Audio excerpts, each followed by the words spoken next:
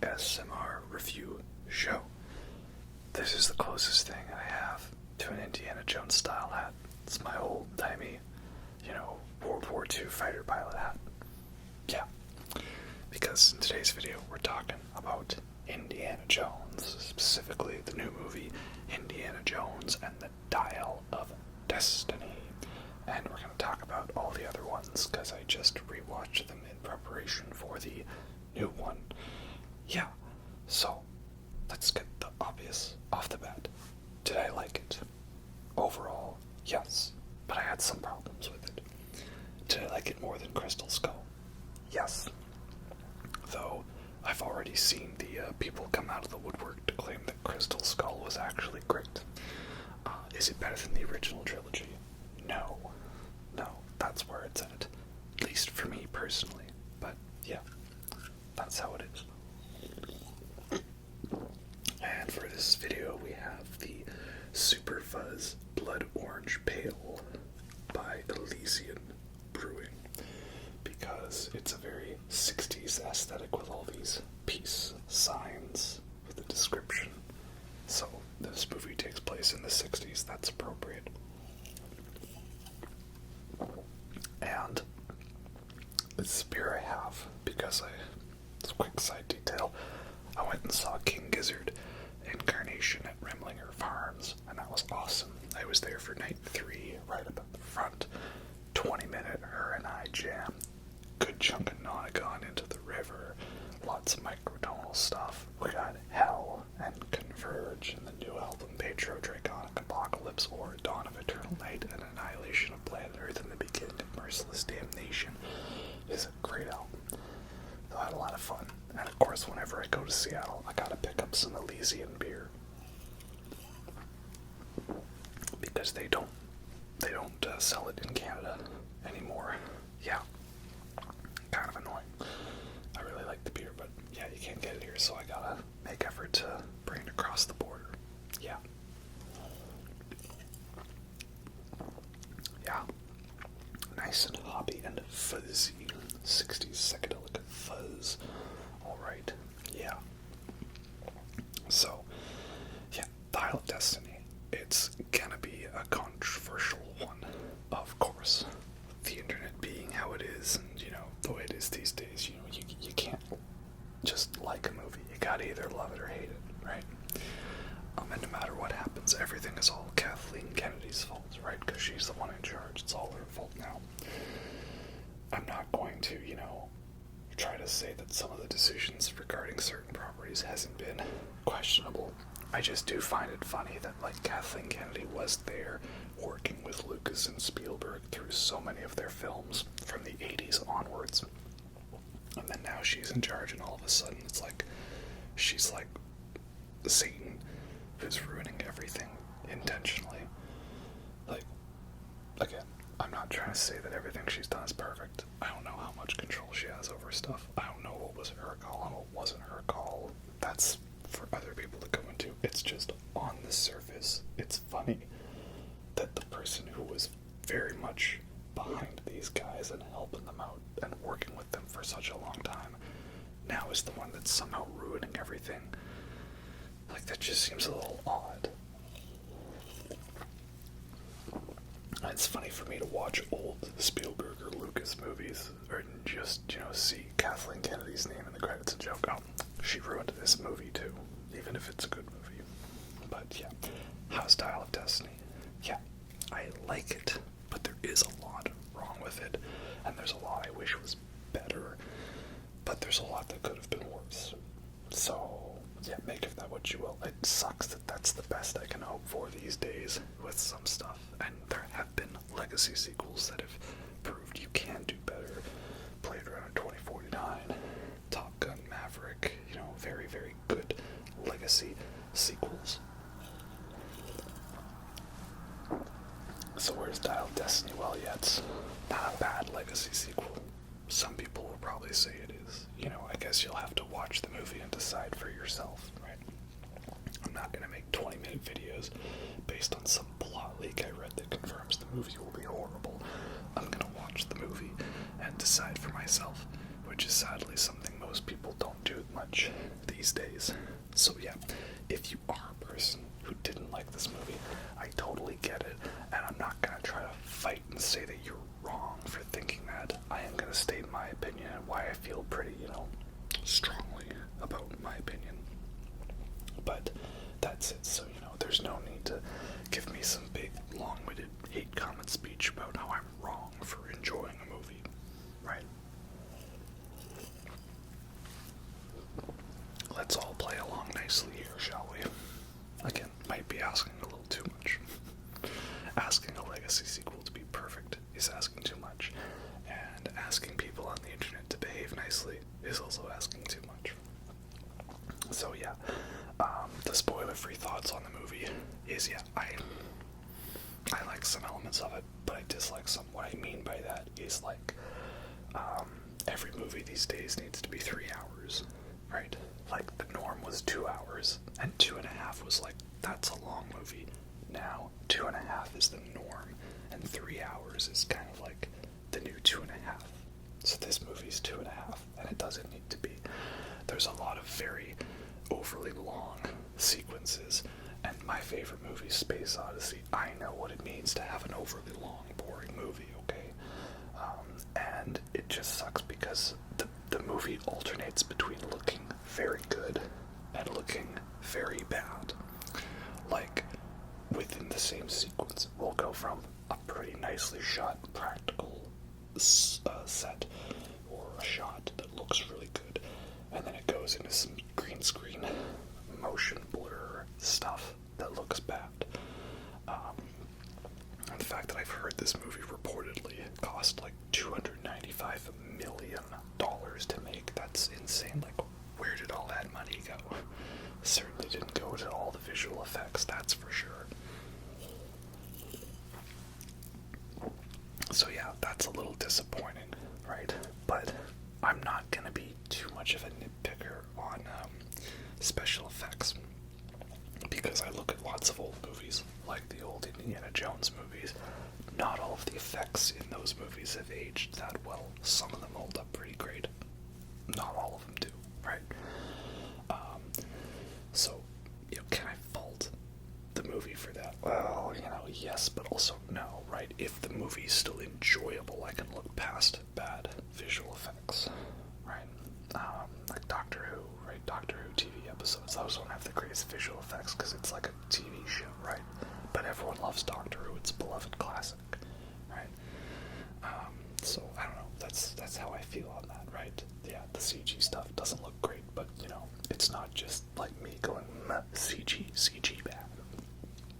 It's just that the sequences don't look that great, and sometimes they do, and they go on for too long, so I almost got to the point of some sequences checking my watch, which is not really good in an action-adventure movie, and it's especially hurt by the fact that we are in the same franchise as one that has given us some of the best action sequences ever filmed, like the truck chase in Raiders, or the tank battle in Last Crusade, right?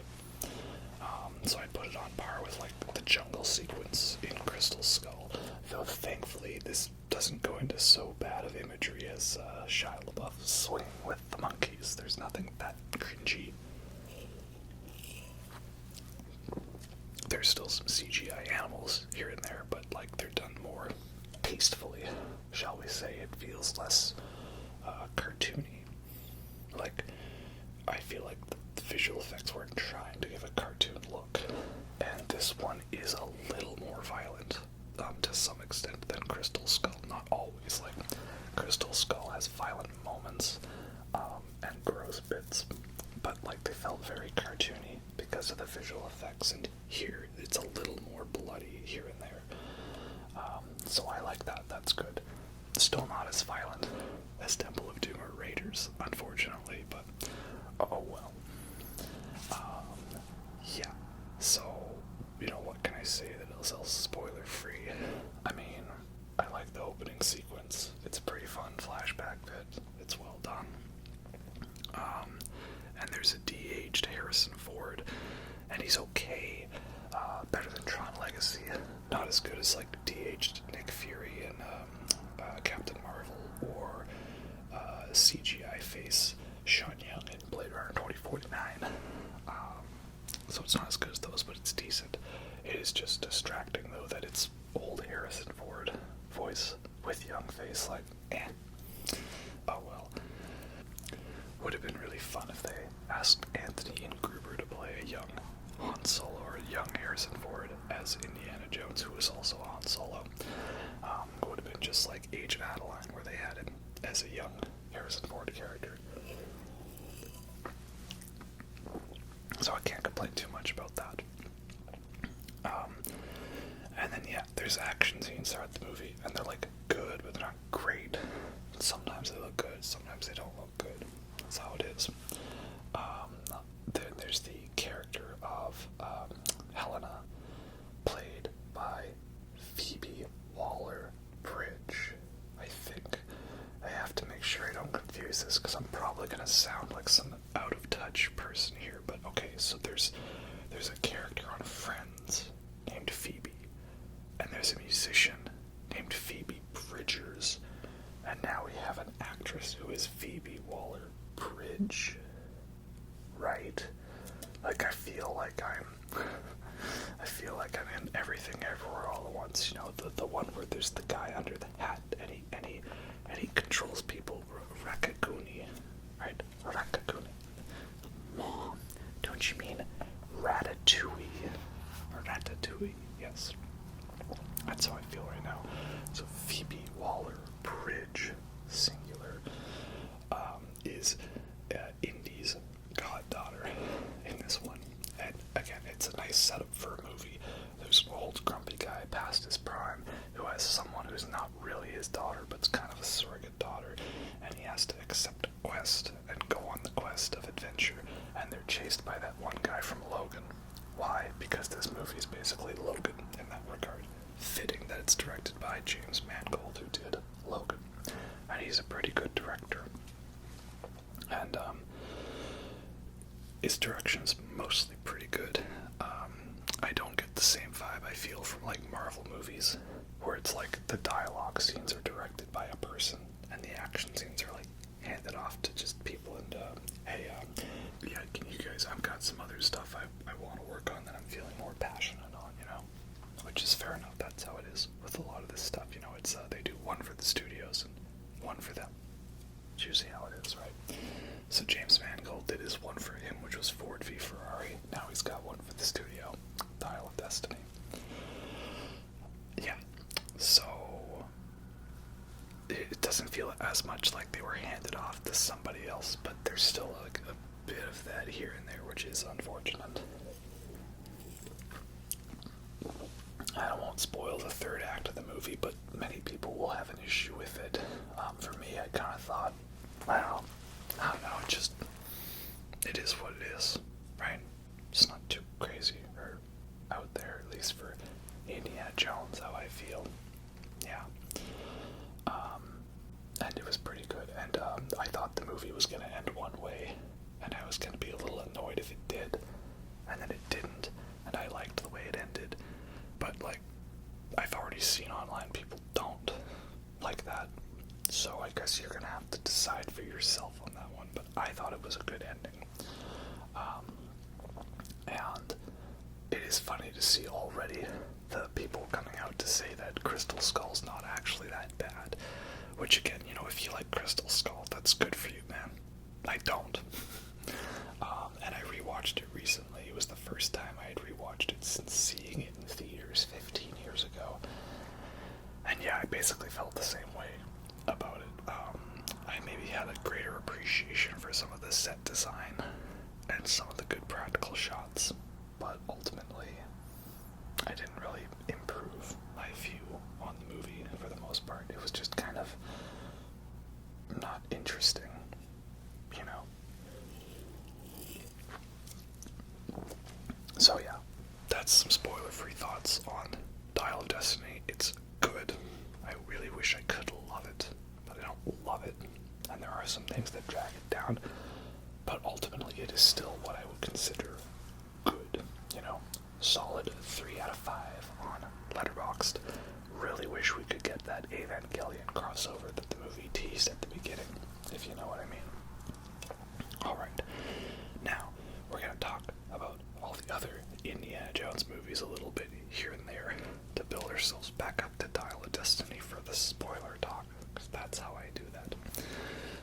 start, of course, with where it all began, Raiders of the Lost Ark.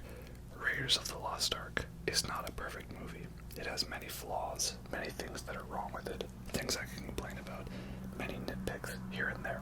I don't care though, this movie is perfect.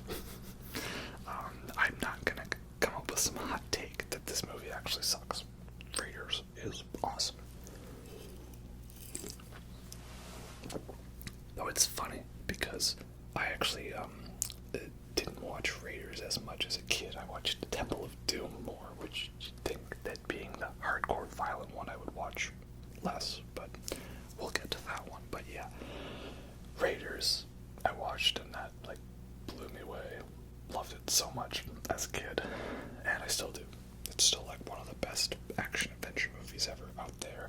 A good, tightly paced 2-hour movie, something that the new Dial Destiny was lacking. Because every movie needs to be 2.5 hours now, unfortunately. Yeah, this is a good one. And you know, you can talk about how like, oh, it looks so real because it's all practical. Like, yes, that's good, and the stunt work is good, but it's also about like just the composition of the sequences and the way they're shot, right? Like, all 3 original Indiana Jones movies have the breaking point, which many have talked about before, right? It's where our character is at their ultimate low, and there's no real escape from their scenario. But despite all that, they push through and get up and beat the bad guy and save the day. And that was in the original 3, and it's not so much in Crystal Skull.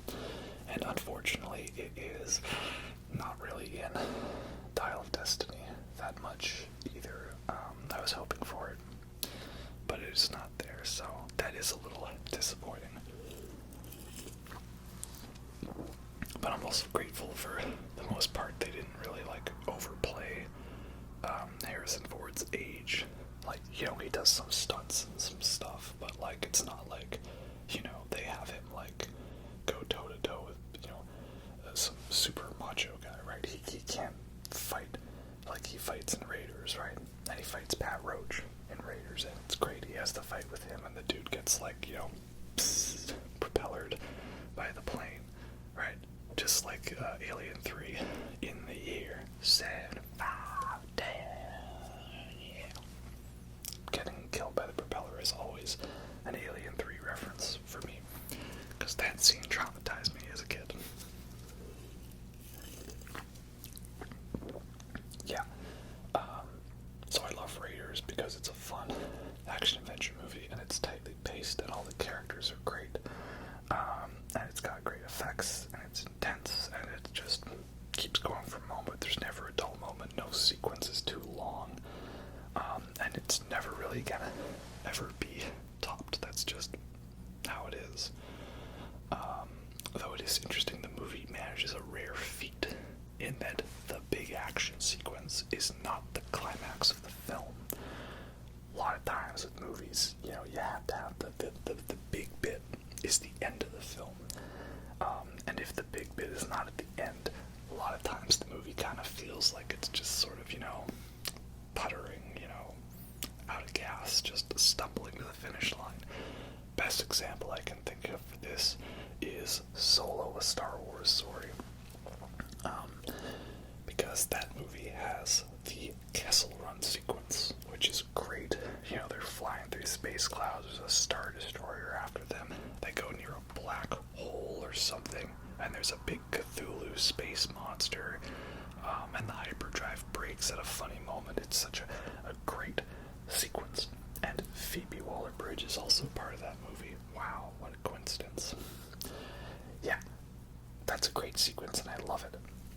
But then the movie keeps going for what feels like 40 minutes afterwards, and it's just, I don't know, a bunch of people standing around on a beach. And then they have a little shootout with Paul Bettany where they, like, you know, take pot shots at each other from behind cover. And then we get one cool moment where we have the Han shot first reference, but they don't overdo it. They play it to a good amount. Yeah, so, like, it just kind of, you know, stumbles for a while, right? Not really great for your action-adventure movie to be actionless and adventureless for the last 40 minutes. Raiders manages to do that, because the big action scene is the truck chase sequence. And then after that, it's like there's not too much more action, you know? Like, he hides in a boat from the Nazis, and he hangs on to the edge of a submarine, the same submarine, the U-boat from Das Boot, somehow. And then, you know, he punches a guy and takes his outfit, punches another guy and takes his hat. And then he threatens to use an RPG, and he doesn't. Right? But then you have the big spooky arc sequence, which is fantastic. It just comes right out of nowhere, and it's so violent and scary, and it's only rated PG. Love it. So great. And, you know, funny how people have pointed out, wow, I didn't realize that, you know, Raiders is actually, it's a Jewish revenge film. Of course, why did we never think of that? That's brilliant. I love it. Great observation, all right. Yeah, so great. And yeah, we have this weird mystical thing, the Ark of the Covenant, which I guess is imbued with the powers of God. And, like, God himself smites the Nazis. That's a pretty crazy, outlandish thing. Maybe let's keep that in mind in terms of Indiana Jones' outlandish things happening, right? So yeah, I don't have some hot take that Raiders actually sucks. I love it.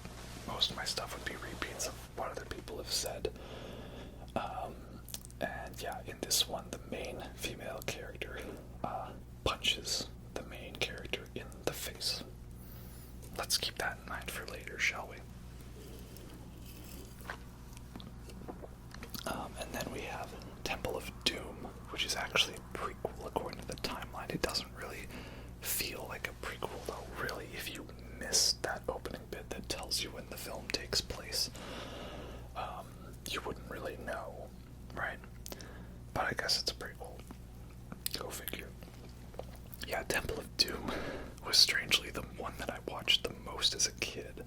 And I don't know why that is, because we had the VHS of Raiders and the VHS of Temple of Doom.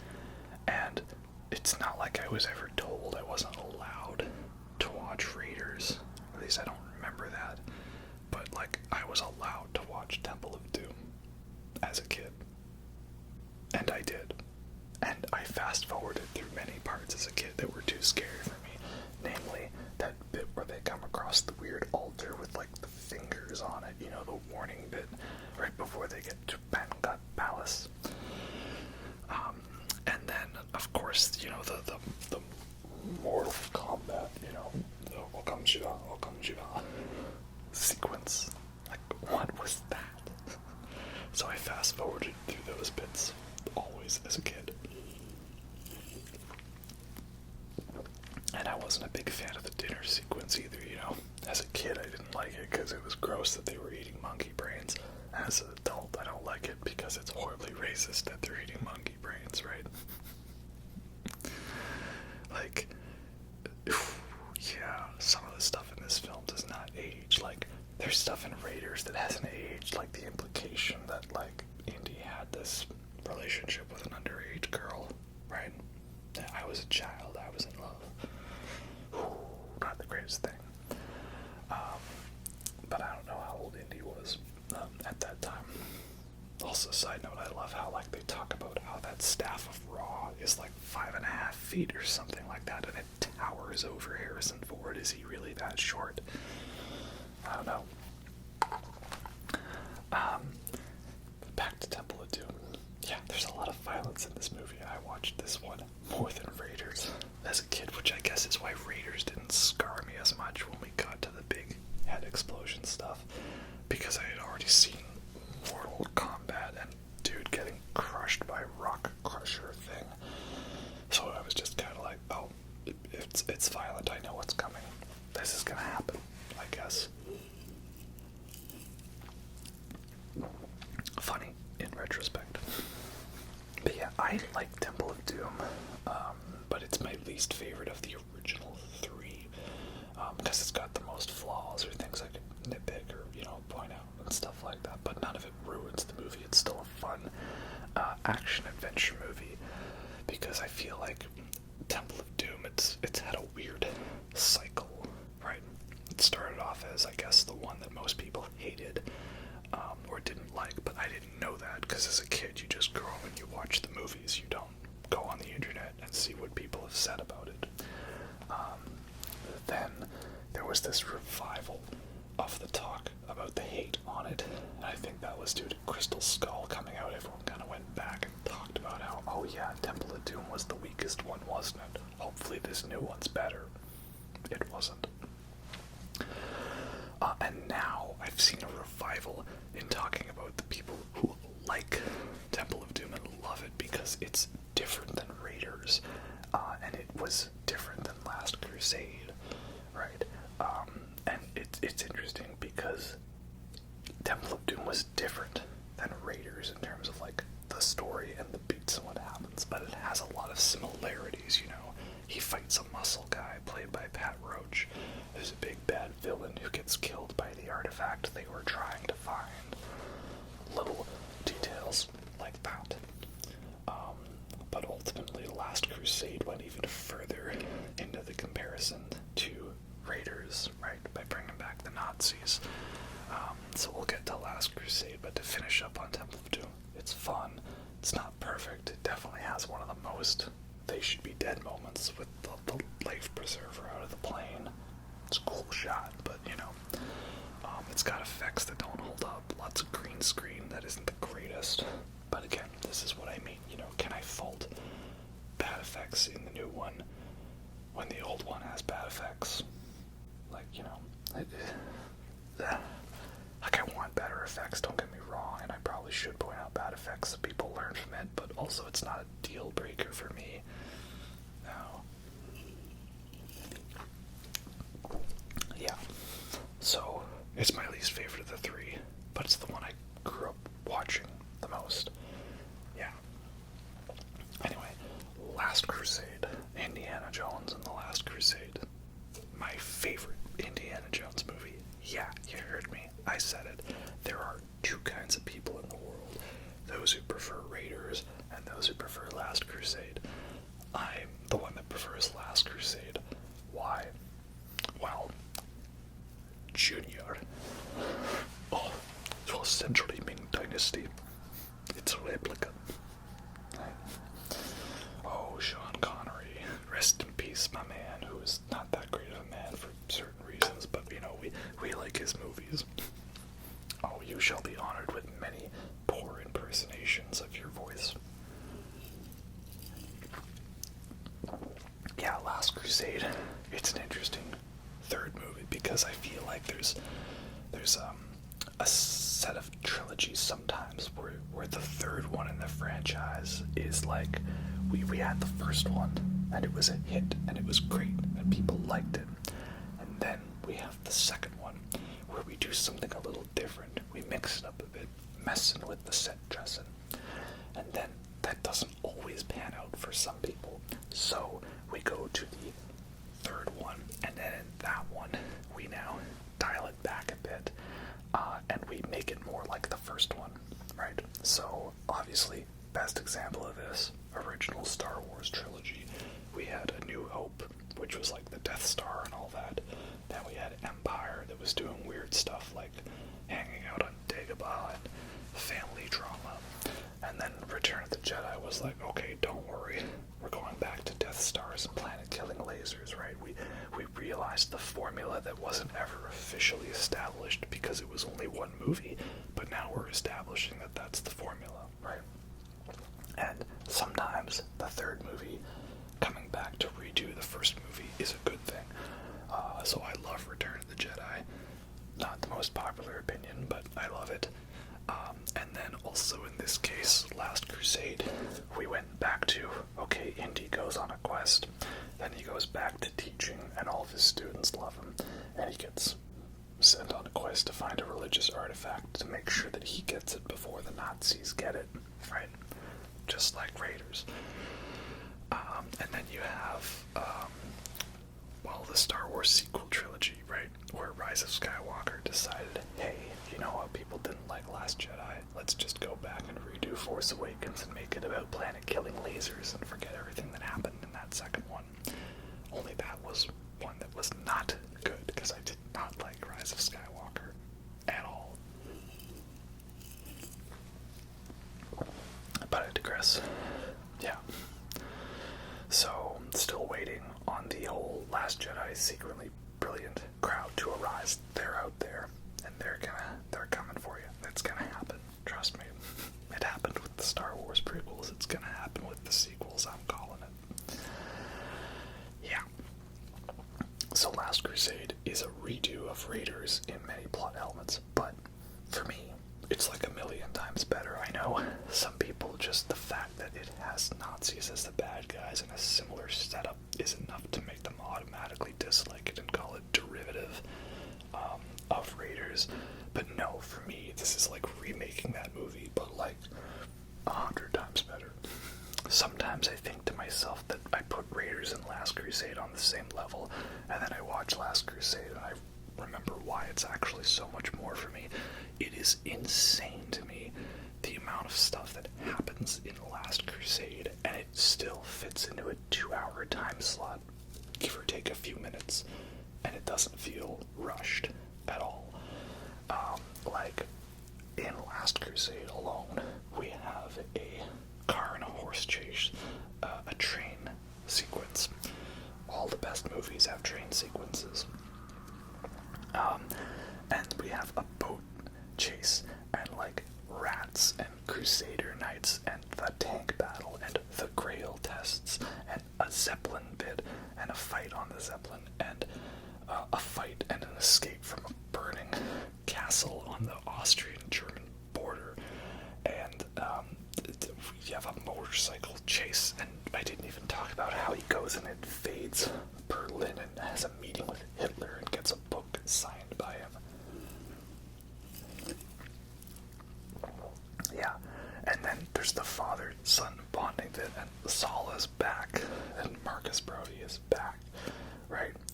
And they go to that temple. It's like a real temple in the desert, and it was built from the top down, and I forget what it's called, but it's really cool. All this happens in 2 hours, and it's not rushed, and it's amazing. And JJ, you should have taken more notes when you were making all of your Spielberg ripoff films. Just saying. Yeah, so I love Last Crusade for that. And of course, it's one of the ultimate daddy issues movies, right? Most movies can either be categorized as mommy issues or daddy issues movies.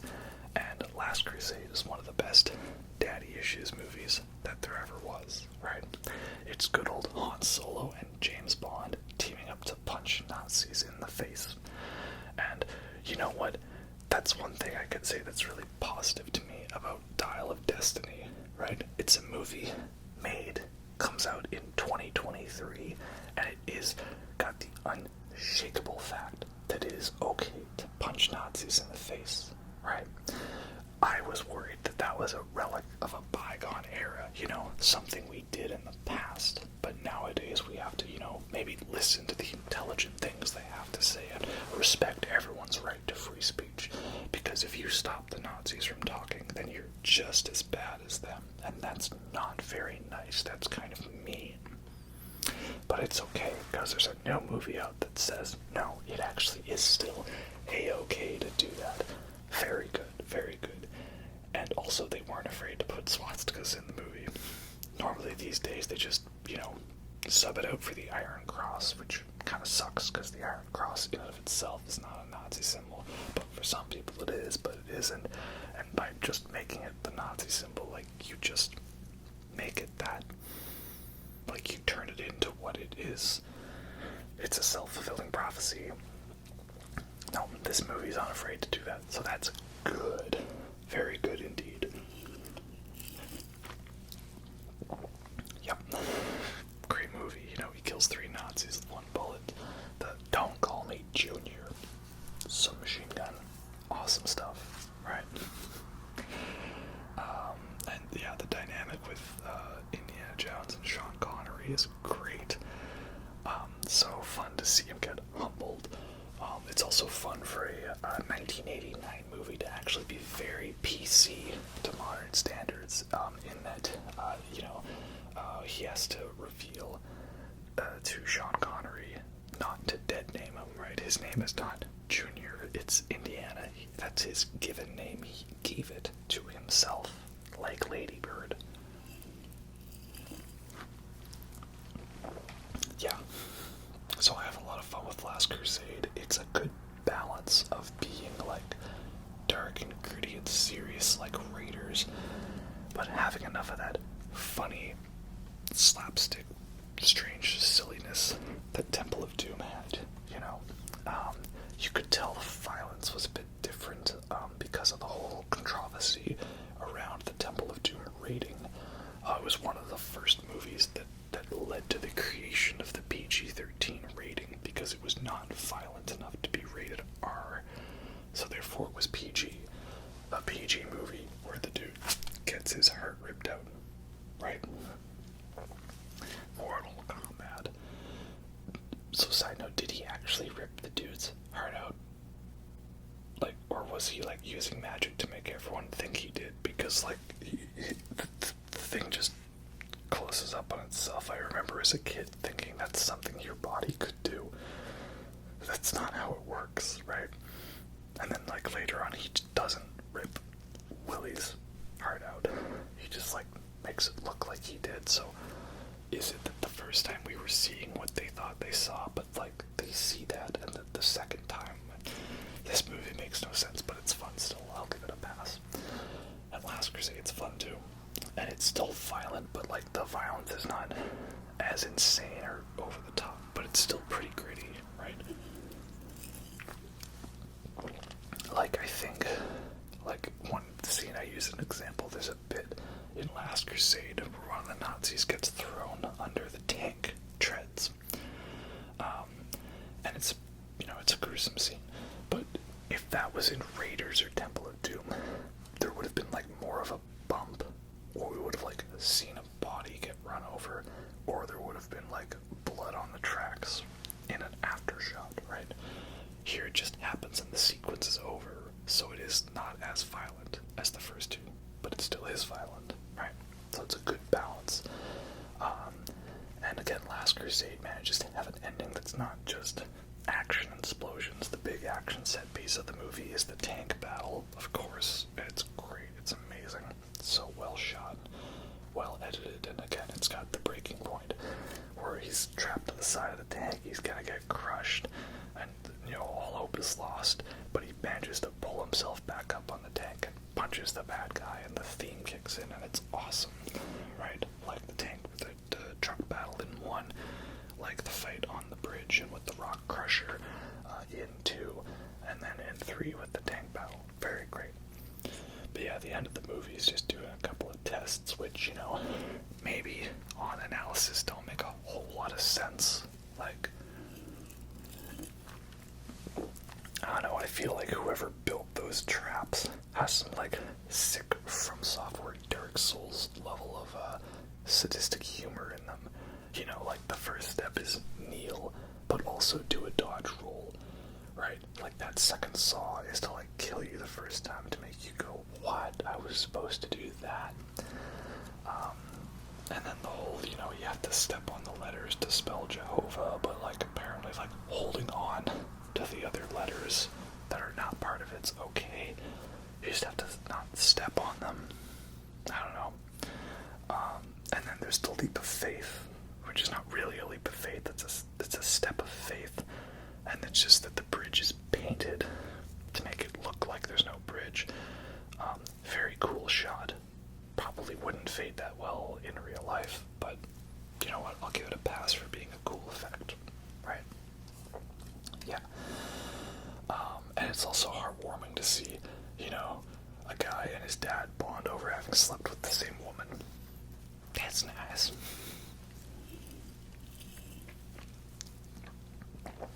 So yeah, Last Crusade, it's my favorite one, and I love it a lot, but I understand why some of the elements are a little too much for people to ignore in preferring Temple of Doom for being more unique, right? Then we get to Kingdom of the Crystal Skull. Oh boy. So yeah, it was the movie that I saw in 2008, and I thought,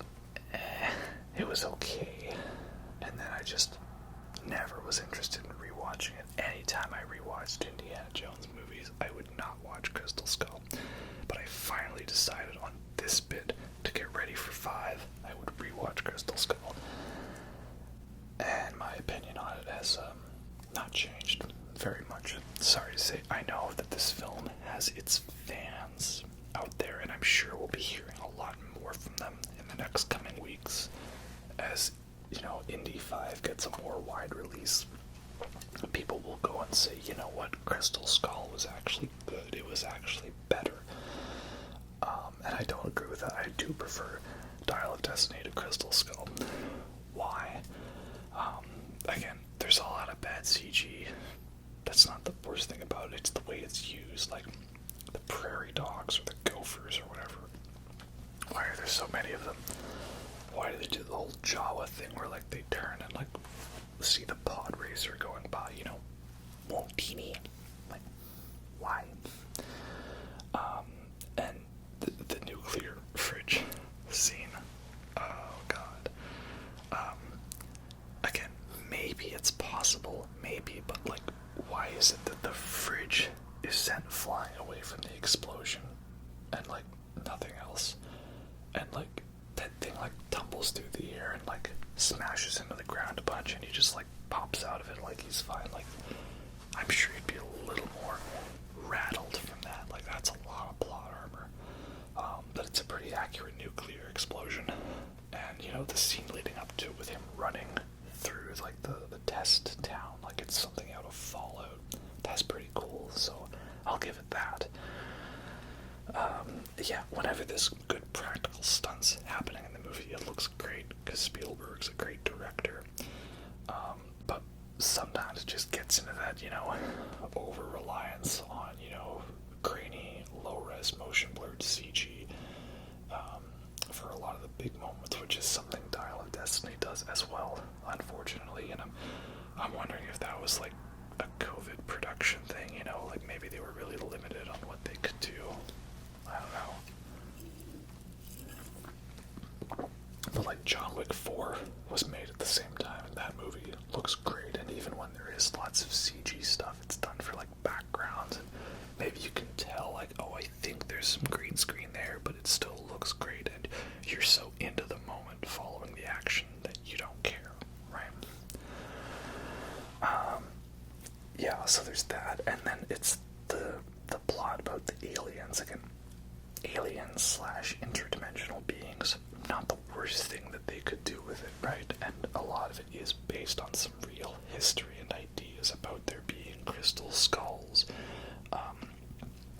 And that maybe the whole conspiracy theories, like aliens built the pyramids, or like, that the Mayans were actually worshipping aliens, or the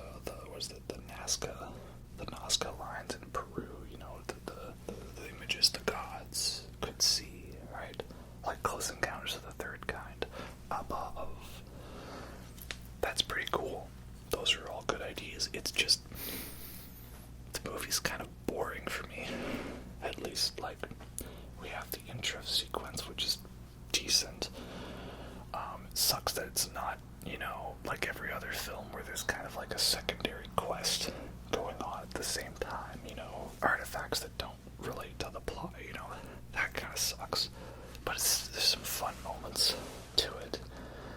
But yeah, then after that, and then there's that motorcycle chase, right? That's a very great chase, because most of it is pretty practical and well shot, like I wish we got more sequences like that in Dial of Destiny.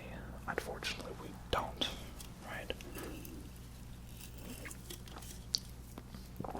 But again, it's like, on one hand, I want to complain, but on the other, like, we complain about people living in the past, and to complain about that this film doesn't look like a film from the 80s is living in the past. They just don't shoot movies like that anymore, unfortunately, and if you do, it's a rarity, like Top Gun Maverick, which still has a lot of CG in it. It was just used to, accentuate different things, right? So yeah, that's how it is. It's kind of boring. Crystal Skull, like, the stretch from the motorcycle chase upwards until the jungle chase, like, not much happens, and a lot of it's not very interesting, and I'm not really invested. And everything's got that like overly like shiny blur to it that like the Hobbit movies had. was a thing. Like, it just doesn't look good. It was like they took like that overly bright spotlight greeniness that Janusz Kaminski has brought.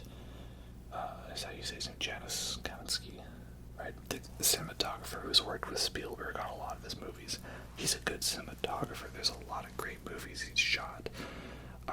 But for some reason, like, that style just doesn't gel well with Crystal Skull. And it's also weird because this is after War of the Worlds, and War of the Worlds, for the most part, the visual effects in that movie hold up quite well with the style of filmmaking. So I don't know what happened here, man. I don't know. Yeah. So yeah, it's just kind of not interesting. And then we get to that jungle chase, and it's like half of it looks good, and half of it looks horrible, right? Just yeah. And then after the jungle chase, there's the ant fight, which is pretty cool, but again, it's not as much of the breaking point as I would hope for Indiana Jones, because I never get the sense he's truly in too much danger there. So yeah. Also, they do a thing with having like the bugs get squished and multiple times the goop like falls on the camera lens, and it just makes me think of gimmicky 3D movies. I don't like it. But yeah, then after that, again, that was the big moment in the movie, and the rest of it is they go over some waterfalls, and they solve a couple of puzzles in a temple, and then they fall down some stairs and go through a treasure room to get to the Crystal Skull room. And again, I'm just not really invested in those sequences. They just feel kind of arbitrary, filler. Like, we need to show them get into the temple, but there's not really anything too exciting about it, so I don't really care. That's how it is, right? It just kind of runs out of gas. And I don't like Mac because he's like a quadruple agent or something, and I'm like, why do we trust this guy? Why do we bring him around? Like, Indy would have just shot him, right? Yeah, I agree with that sentiment on that. I don't know, I think the movie would have worked better for me if it was reworked so that it wasn't obvious that it was aliens. Like, they didn't reveal that from the start. Like, it slowly built up to it. I think that could be cool. Kind of like Uncharted. It doesn't market itself as having supernatural or zombie-like elements to it, or horror elements, and it builds up to those. And the signs are very obvious when you replay the game, but not for the first time. So yeah, maybe it could have been reworked to do something like that, right? And then the aliens thing would have been like a cool twist, and maybe have it a little more subtle, like having all the Crystal Skull monsters, like, move together into one. That's cool. But then just having like some real bad looking CG alien just go in the camera, I don't like that. Makes me think of prequel era George Lucas, right? And then there's a big old flying saucer. Again, I don't hate it, but it's not the best. But then again, we'll see what everyone's reaction to Dial of Destiny is, am I right? Yeah. So yeah, I if you like Crystal Skull, I get it, and I know there'll be lots of people claiming that Crystal Skull is better than Dial of Destiny, and I already saw it. I called it. I already saw someone on Letterboxd had a review, right? Perhaps I treated you unfairly or too harshly, whatever the Thanos line was, right?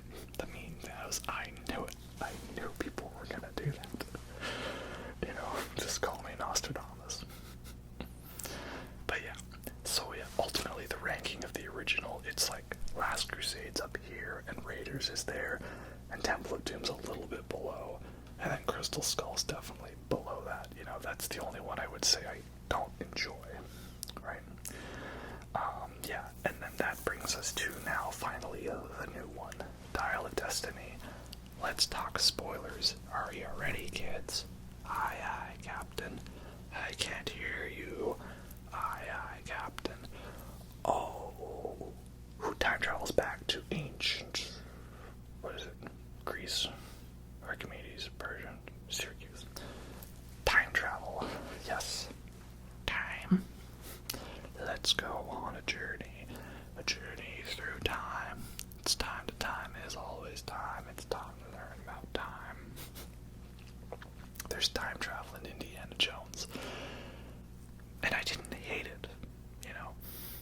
this will be the make or break point, right? I like the reveal of it. It's done better than the alien reveal in Kingdom of the Crystal Skull, which again, we already did the power of God. Dude's ripping a guy's heart out, and these magic stones that control crops, and then a cup that has the blood of some dead guy in it that somehow makes it so you're immortal, but only if you stay within like a 10-foot square radius, and that if you go beyond it you won't, but you can use it to heal bullet wounds. But then if you bring the cup beyond it, just, I don't know, right? And then we had interdimensional beings or something, and, yeah. So is time travel the weirdest thing that happened in Indiana Jones movie?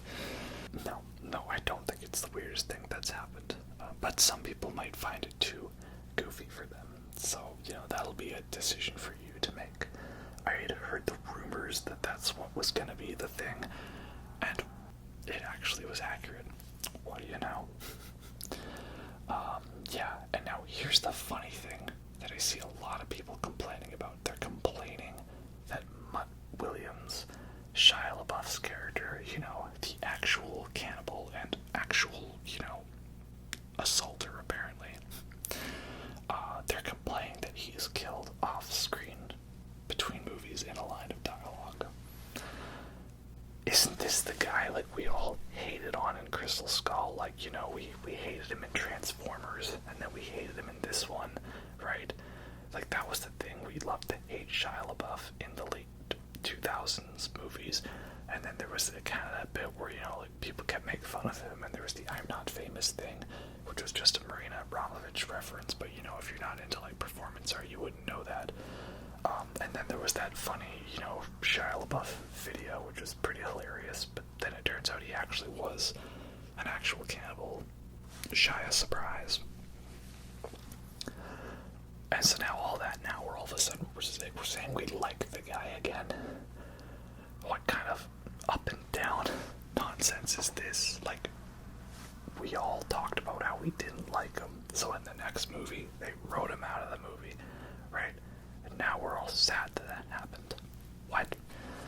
Maybe it's the fact that it's not just that he's not there, it's that he's killed off, but, hey, maybe it's about time we had the male character killed off to motivate the other male character and not the female character. Like, I thought for sure it was going to be that Marion was dead, and that's why Indy's sad. But no, she's not, right? They're just going through tough times, and they get together in the end, and it's adorable. I love it, okay? It's going to be all over the place. Maybe let's try to go in chronological order of the film, okay? Start of the movie, action sequence, pretty good. Not the greatest CG, but it was fun. Music's good, and there's a fight scene on a train. All the best movies have fight sequences on a train, so that is an important step, right? And he fights Nazis, and he actually kills Nazis too. That is good. Right, I was worried it was going to be a very, clean, bloodless movie, like Crystal Skull, where all he does is he, blows a guy's dart back into his mouth, which doesn't even make sense. Part-time.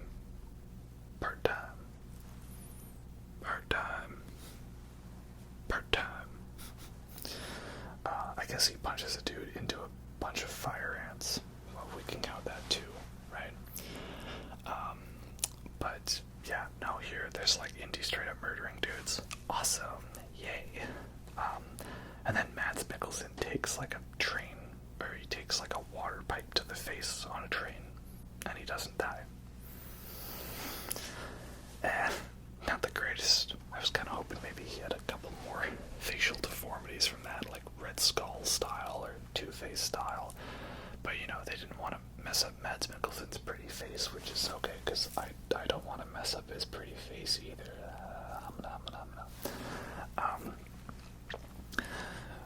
But, again, though, is it the weirdest thing a character has survived in an Indiana Jones film? Well, no.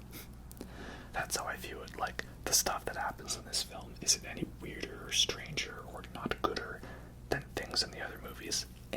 No. So it gets a pass, right? Yeah, and then the de-aging, it's good. It's not great, and the voice doesn't match. But you figured they'd do something like that. It didn't bother me too much. And then we have the 1960s is where we're at, just after the moon landing and the astronauts are back from the moon. It's a pretty decent setting, and again, it's some of the shots and the production design with like the streets and everything. Some of it looks really good, and some of it, like when they're on rooftops, looks really bad. Like I'm struggling to think of a movie that's had like this big difference in quality between shots to certain shots. Crystal Skull's definitely up there, and yeah, I feel this way too about this one. It's really distracting, which kind of sucks. Like, if it's not a deal breaker for me, but I do think the movie would have been improved if maybe you spent like $100 million less and maybe actually invested it into something better. Well, they got release schedules to catch up on and keep on target, I guess. So, yeah, that's a thing. And we have Helena Shaw, who is Indy's goddaughter, played by not Phoebe from Friends and not Phoebe Bridgers, this musician, but Phoebe Waller-Bridge. And I didn't hate her. I like her as a character, but she's not the best. Like, it does suck that, we simply can't have arrogant female characters anymore without it, being called, like, part of the agenda, right? Like, we can have smug, arrogant male characters, since the beginning of film, but as soon as a woman does it, it's, woke disaster. Like, I don't know. I'm usually pretty good at figuring out what people complain about, and even I was struggling as, like, what is it because she's trying to one-up Indy constantly? She doesn't like him, right? Of course she would do that, This is, again, it's like Logan or every Pedro Pascal movie where we have grizzly, old, washed-up mentor character and, young, hotshot character who doesn't like the fact that they have to tag along with mentor character, and in the end they learn to appreciate each other. Though, this film, I think, didn't do the best job of establishing the embracing, and it's not as good of a relation as Indy and his father. So it's still a daddy issues movie, but the daddy issues are not as good as Last Crusade, unfortunately. So I'll give it that. But yeah, the fact that she's a self-centered asshole, only looking out for herself, yeah, that's how it is, right? Like, you're meant to think that's not cool. I don't know, but some people take it as offense that they're trying to, demasculate, our heroes and stuff like that. I'm like, no, Indy still gets to be a badass and have cool moments, right? I like what they did with his character in this, and Harrison Ford does very good acting in the movie, right? He was not Harrison Ford. No, this was like him in Force Awakens and Blade Runner 2049. He actually showed up on set with his A game. So that is very nice indeed. Yeah, issues I have though, it's like, it didn't need to be 2.5 hours. I feel like they need to throw in chase sequences constantly, and like not in a good way, because I talked about how many chase moments there are in Last Crusade, but it never feels overly stuffed because most of those chase sequences only go on for like a few minutes, right? So you manage to get more in a shorter runtime, whereas here they're so long and elaborate, but most of them are not that great, and it's not helped by a lot of bad green screen and effects, so they don't make for entertaining watches. I'm kind of just like, is the sequence over yet? Like, I'm not too into it as much, right? Like, so much of that Tangiers sequence could be reworked and recut, right? But we have to have this whole subplot about how Helena, guess, was engaged to some mobster guy. Now he's madly in love with her, but his guys just want to kill her, but he just wants her back. Yeah, see, not the greatest. And the whole Tangiers chase sequence, sometimes it looks great, sometimes it doesn't. Very disappointing, right? Like, again, it's funny because I remember just talking a year ago about how movies were not too long and they were not too boring. People complained that Black Widow was too long and boring of a movie. Like, it's a Marvel movie, right? Or that Midsommar's first 20 minutes were pointless. But now I feel maybe I shouldn't have said that, because now every movie's 2.5 hours minimum, or 3 hours. Not all of them need to be that length, right? Especially when you look at how much happens in those early Indiana Jones movies, and they're barely 2 hours. So, yeah, this film could have used a better editor. I think I was even kind of checking out by the end of it. Like, yeah, you know, oh well. Yeah, so it was kind of like the beginning was real strong. In the middle, I was kind of just like, I don't know how I feel about this, right? I like how they play into the kind of, Captain America, First Avengers, Civil War, Winter Soldier. The Winter Soldier element that, the Nazis actually became on our side, but then they actually were secretly working towards their own goals, right? And Mads Mikkelsen, they all think he's some kind of great American doctor, but he's not. So yeah, that's a cool angle. I like that. And Antonio Banderas has a cameo. That's funny, because when I saw him, I thought he looked like old, gruff Pedro Pascal, and I wasn't too far off from that, was I? And the eels looking like snakes and getting the same reaction. That's fun. But I also like Helena's instant reaction, Private Brandy reporting for duty. Right? That's nice. I'm going to steal that line, that's for sure. Yeah, that whole middle of the movie I'm not the biggest fan of, but it's not as boring as Crystal Skull, though, so I'll give it that. It's when we get to the end, final sequence, that's where I get into it again. It's the whole time travel bit, right? But first, I kind of actually think the subversion with the heavy is kind of brilliant, because in every Indiana Jones movie, there's like a big heavy guy that he's got to fight, right? He fights Pat Roach in front of the plane in Raiders. He fights Pat Roach again on the Rocket Crusher. He doesn't fight Pat Roach in Last Crusade, but he fights Vogel on the tank, right? And in Crystal Skull, he fights that Russian, not Vladimir Putin, henchman, right? So in Dial of Destiny, there's a big muscle guy hanging around the Nazis for the whole time. And he gets taken out by the kid and tied up and left to horrifically drown. Damn, first I wasn't a big fan of this kid. Like, I thought he was just discount short round, but with less of the charm and, 30% more whining and complaining about money. But then he did that, and I got a bit of respect for that kid. He's got a mean streak, all right, so well done. And Indy actually fires his gun again in this one, which he did not do in Crystal Skull. That is good.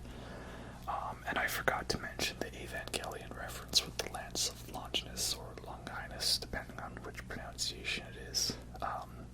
Though it is funny that it turns out just to be a fake.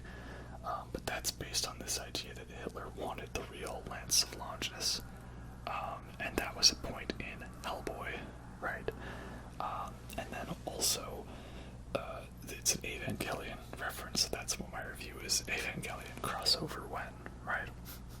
So that was fun, and I like how it was a nice balance of having a opening quest that was its own standalone thing with something not related to the main plot, but still having enough cool stuff that did tie into the main plot.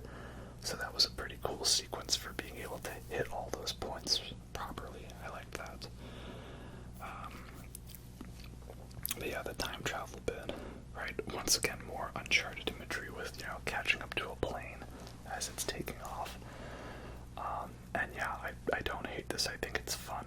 I like the way that time travel works, that it's all just a big loop. It was all predetermined. It was all already going to happen, right? They didn't come to change the past. They came here to just simply confirm what has already happened.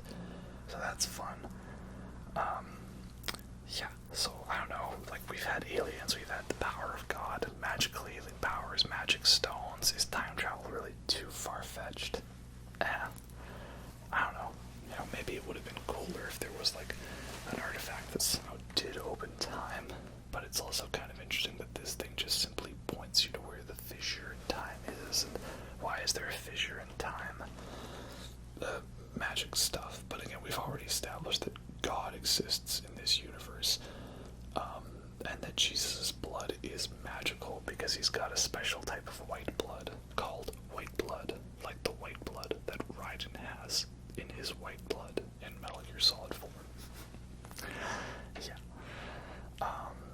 So no, I didn't mind that, and we got to see Nazis like speared by the Romans. That's cool, and it was bloody and violent, and I liked it. I wish it could have been more bloody and violent, but we got to see the burnt, charred corpse of Mads Mikkelsen, so that's nice, I guess. Yeah, there's some fun moments in there. Yeah, and I again, the ending we'll talk about. So, again, I liked that they went with the ending where he's okay in the end, because I thought they were building up to some whole, old hero sacrifices himself and dies in the end thing. And I thought, like, but why? This plane's right over there, but why? Right? Also, I like that there was a random pilot in the plane. It doesn't make sense that the dude slept through a plane taking off, but, like, also, it was a good balance of having the kids still get to be fun by starting a plane and coming in to save the day, but also, well, let's not make it too unrealistic. He doesn't totally fly and land the plane by himself. So, that was a nice balance, I guess. Yeah, if that was a girl, if we would have complained, where was her training montage, right? But we don't complain anymore about that, right? Yeah. So, yeah, I thought, like, is he gonna stay here and die? Like, why not, man? Like, you do have stuff to live for. Come on, let's not do this ending again. Like, I didn't mind them killing off James Bond in No Time to Die, because that felt like a good end to the character in a way that made sense. But also I liked that they didn't kill off Maverick in Top Gun Maverick. So, yeah, that's good. But yeah, did he need to? Well, no. And so again, like, Helena just knocks him out. That's great. I love it, because he's been punched in the face many times before by his prior love interests, so that just keeps up with tradition of the movies. Is the whole cut to black character wakes up in a new location a bit of a lazy cop-out cliche thing? Well, yeah, that's the unfortunate thing. See, again, the movie does something good, but it also does something not good. But overall, I guess I'm not going to complain too much, right? So yeah, that makes sense to me, right? Okay, that is good. And then we have the ending where Marion is back, which is such a cute ending, them recreating the whole "where does it hurt here" moment. I love that so much, okay? Because it works as like a nostalgia bait member berries thing, because that's what it is. It's a fun callback. But, like, okay, people who have a partner or significant other in your life, have you ever decided to pull out a reference you guys had in a conversation from the past to have a cute moment with your partner? Have you never done that before? No. You all have. I've done it. You've done it. Everybody does it. So them deciding to pull out a fun old conversation they've had before, that's totally in line with reality. I like that. And the zoom in on the hat and him pulling it back inside was great. And Salah's there, and we love John Rhys Davies, so he's great, and he sings British Tar. That's just a song he sings when he's happy, I like it. It's nice. That's good. Always more Salah is always a good thing. So yeah, I thought it was a good end because it didn't just have a pointless sacrifice, and he got to have a happy ending, right? At least I thought it was. It was about moving on and not trying to, fix mistakes that you can't fix and living in the past. So, yeah. So that's that. Yeah, again, there's a lot of stuff I'm not the biggest fan of, but, like, the movie doesn't do anything offensively bad. It's just needed, a better sense of action and,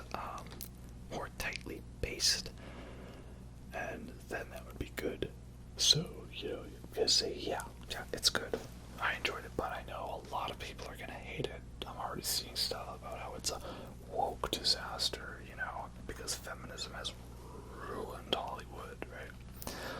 And also there is the fact that, yeah, it is definitely beat out by other legacy sequels like Tron Legacy and Blade Runner 2049 and Mad Max Fury Road and The Force Awakens and Top Gun Maverick. So, yeah, that is unfortunate, but again, I'm going to view it as its own movie. I did enjoy it when it was good, and there were some things I didn't enjoy. So ultimately, I think I am eventually going to watch this one again, and it's going to have a little better staying power than Crystal Skull, because it does feel more satisfying in the end.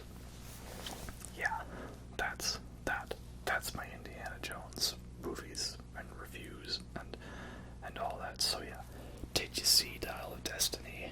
Are you gonna boycott it on principle? Let me know in the comments what you guys think. Again, if you did totally hate this movie, I get it. I see where most of the hate's gonna come from, and yeah, that's how it is. I don't like the whole, Indiana Jones being framed for murder, and then I guess it's just A-okay, in the end. Like, I guess the idea is that was a CIA thing, trying to be like, yeah, this guy totally did it, he murdered these people, even though it doesn't make sense that he would. Yeah, that was just like a thing, but then it didn't really affect anything, because he just gets on a plane and goes on a flight, and it's perfectly fine. Still not as egregious as the how is he getting from point A to point B as, like, the Jason Bourne movies or the John Wick movies, right? I have no idea how those guys get around in their universes. But yeah, anyways, guess I won't rant too much longer on this one. I had fun with this movie. Hopefully you guys did. And I guess I'll get back to doing some more Uncharted videos. Yeah. Hopefully you'll enjoy that. I'll catch you next time.